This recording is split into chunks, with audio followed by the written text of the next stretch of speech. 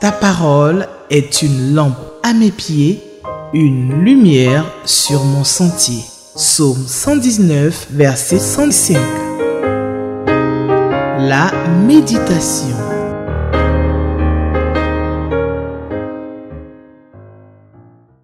Téléspectateurs d'Espérance TV, je vous salue dans le merveilleux nom de Jésus-Christ de Nazareth.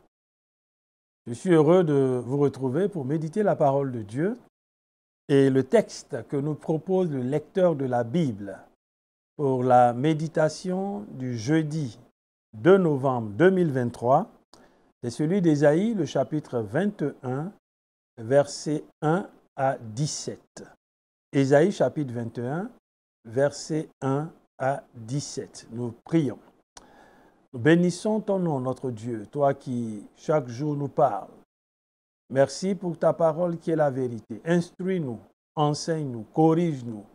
Donne-nous par ta parole d'être trouvés aptes à œuvrer pour toi en tant que notre propriétaire.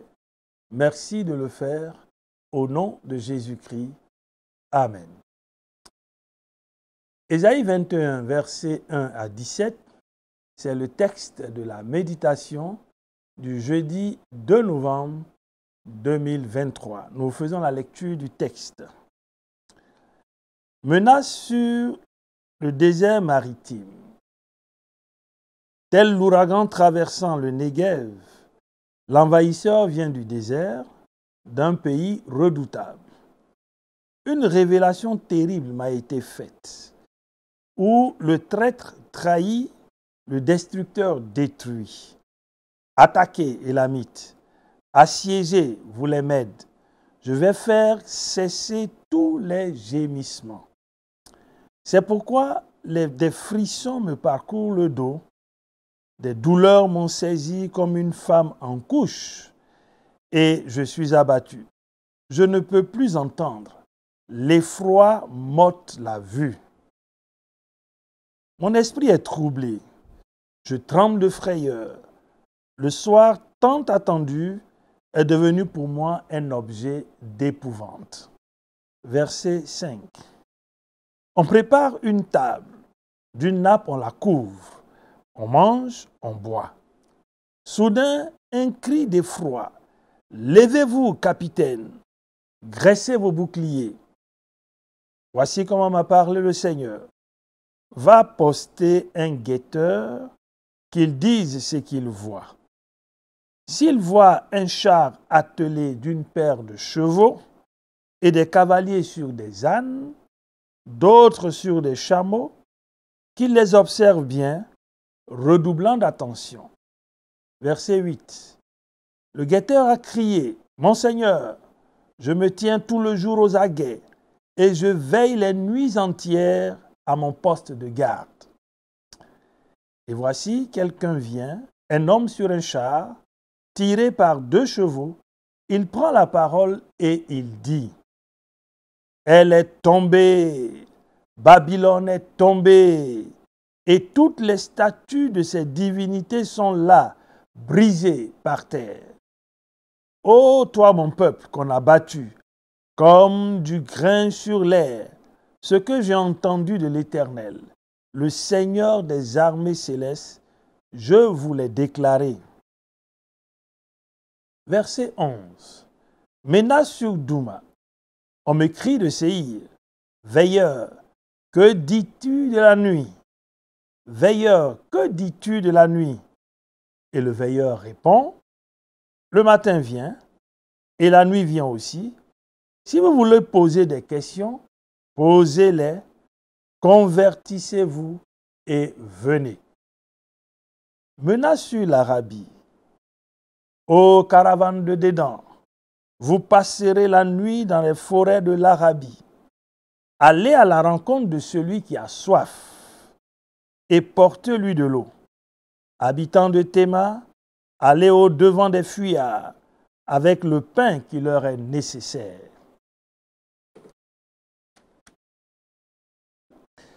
Car ils se sont enfuis devant les épées dégainées et devant l'arc bandé, devant le combat violent.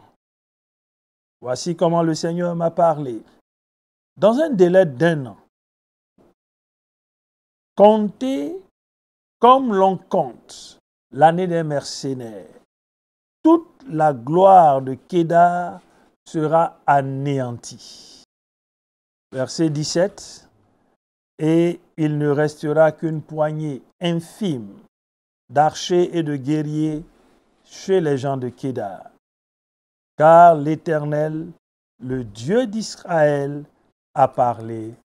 Amen. Ésaïe chapitre 21, versets 1 à 17, c'est le texte de la méditation du jeudi 2 novembre 2023. Ésaïe reçoit une révélation de Dieu. Ésaïe qualifie cette révélation de terrible.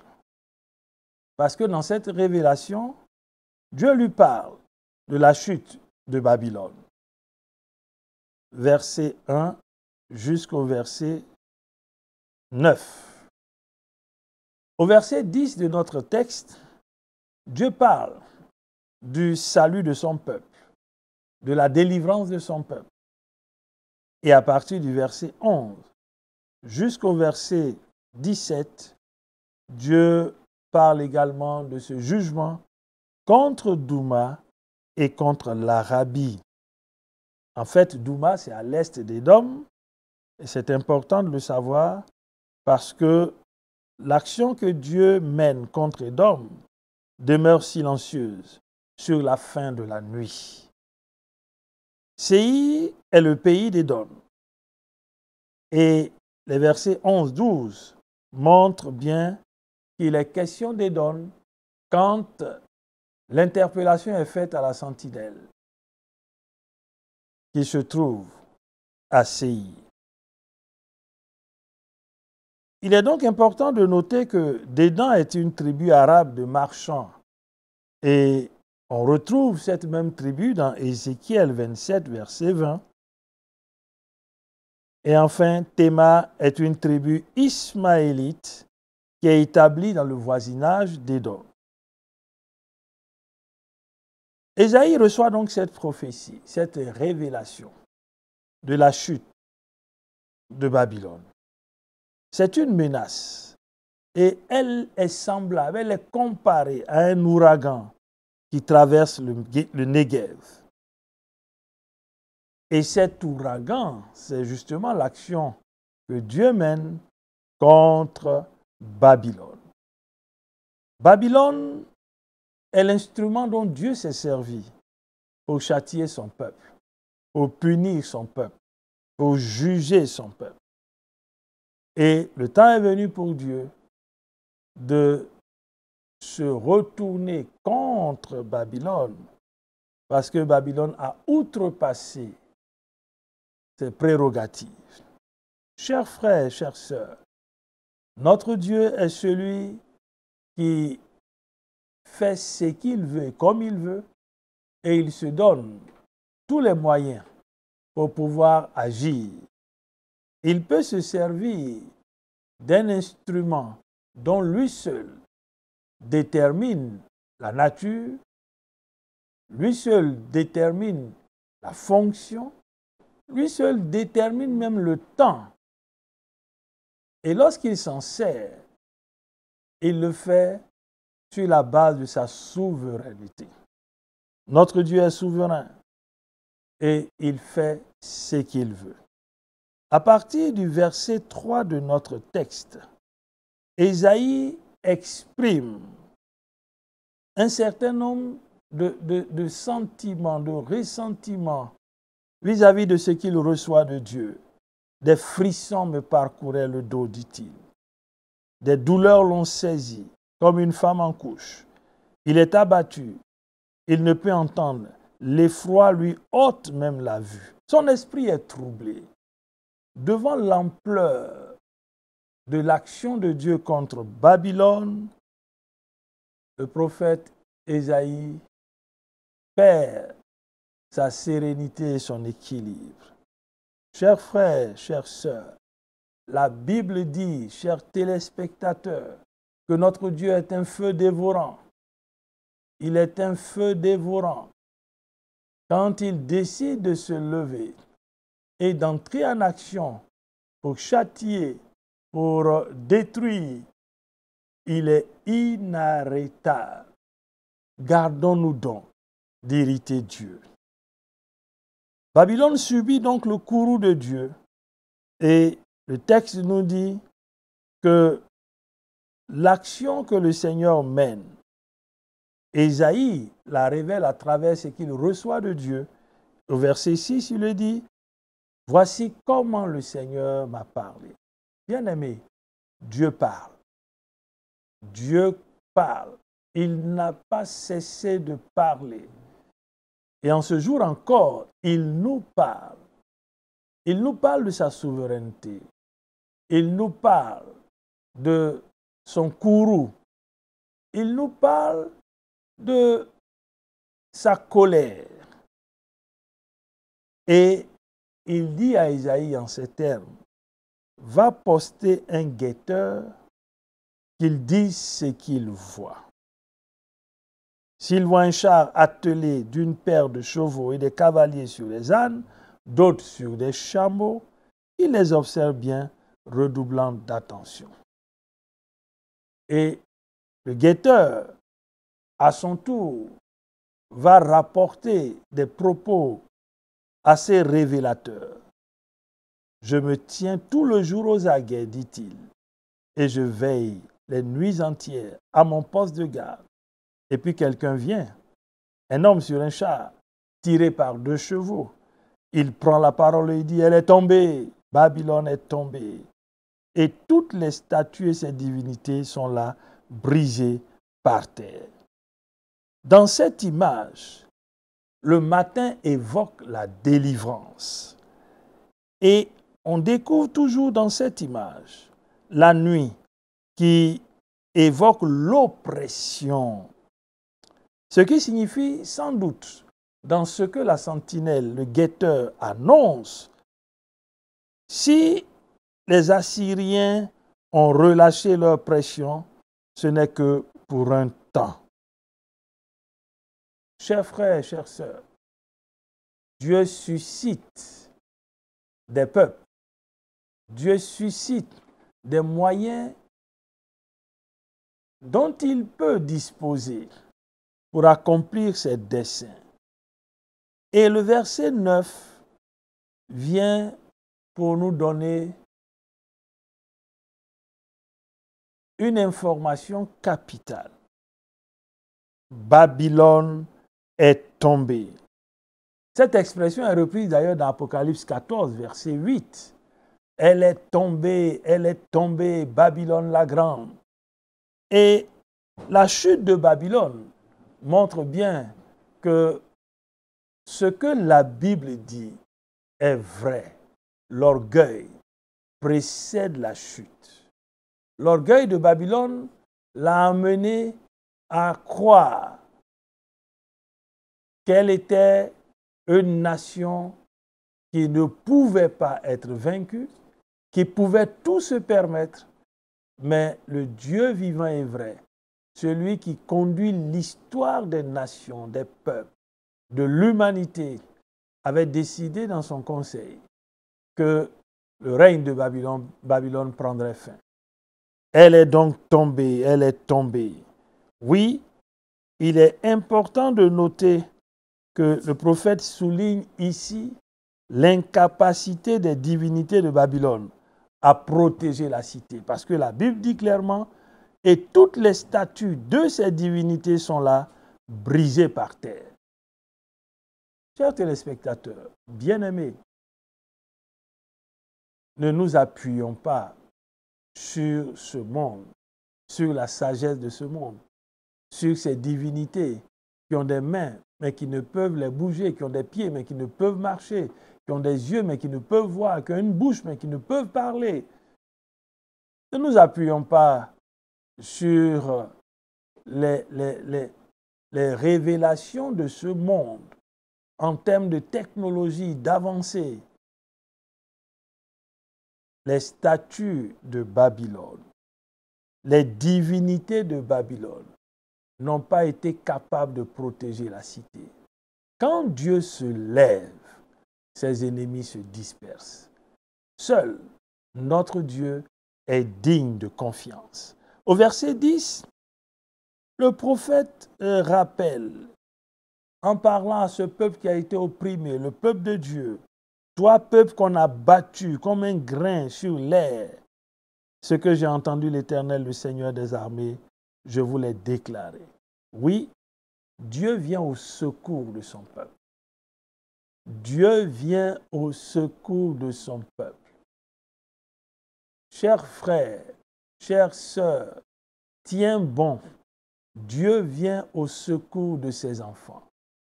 Si tu as une alliance avec Dieu par Jésus-Christ et que tu es en proie à des tourments, tu traverses des difficultés, peut-être ces difficultés ressemblent-elles à la vallée de l'ombre de la mort, tiens bon, parce que celui avec qui tu as fait cette alliance, il est digne de confiance et il est fidèle.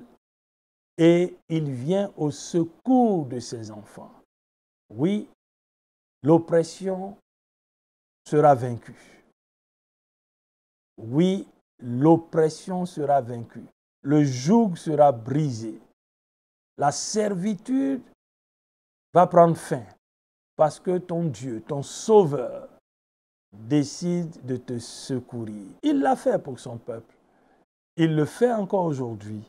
Tiens bon, cher frère. Tiens bon, chère sœur.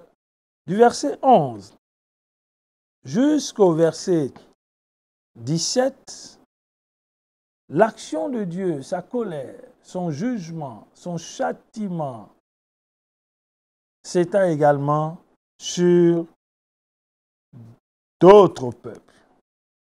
Édom, qui n'a pas joué franc jeu avec Juda, qui a au contraire participé en se riant de Juda, Édom est châtié. Et les peuples autour le sont également. Qu'en est-il de la nuit sentinelle? Le matin vient, la nuit vient aussi. Si vous voulez poser des questions, posez-les. Convertissez-vous et venez.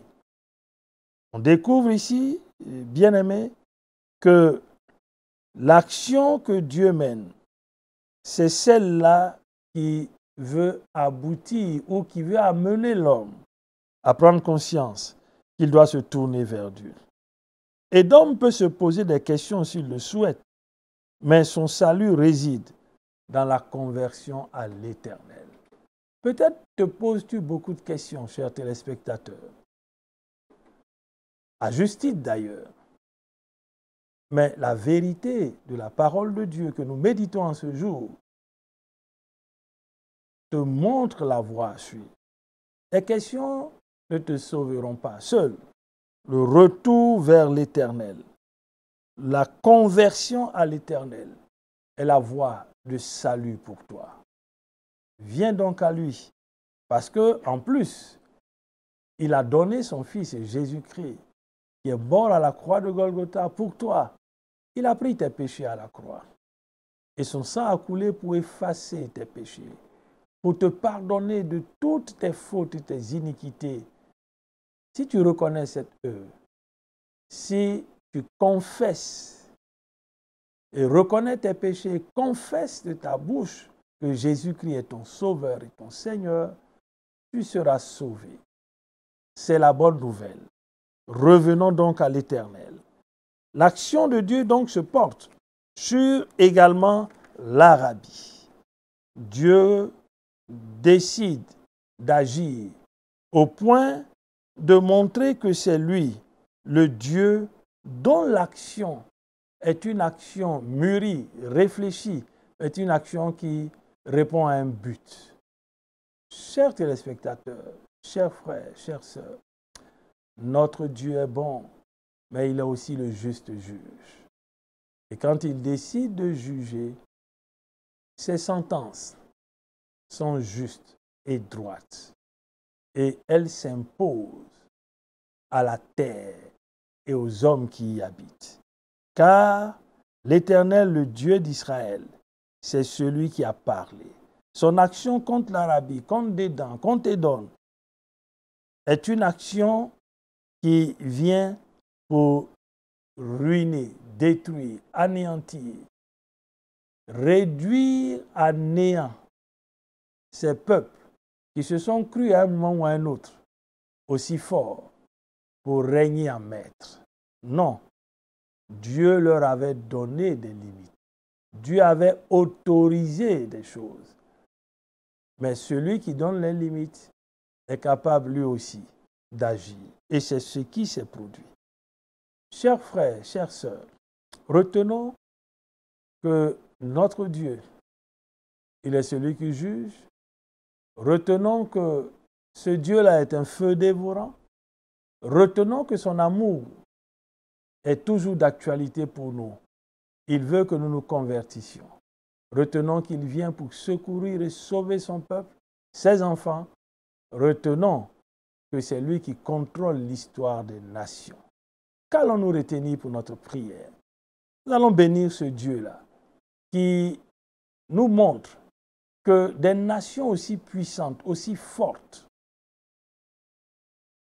devant Dieu, elles capitulent parce que c'est lui qui est au-dessus des nations.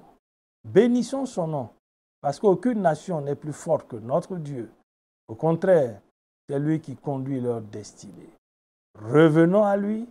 Si nous réalisons humblement nos fautes, nous confessons nos fautes, revenons à lui. Il nous attend les bras tendus. Tiens bon, cher frère, parce qu'il est le Dieu des délivrances. Son secours ne te fera pas défaut. Prions. Père, nous bénissons ton nom parce que tu es Dieu. Merci pour ta parole.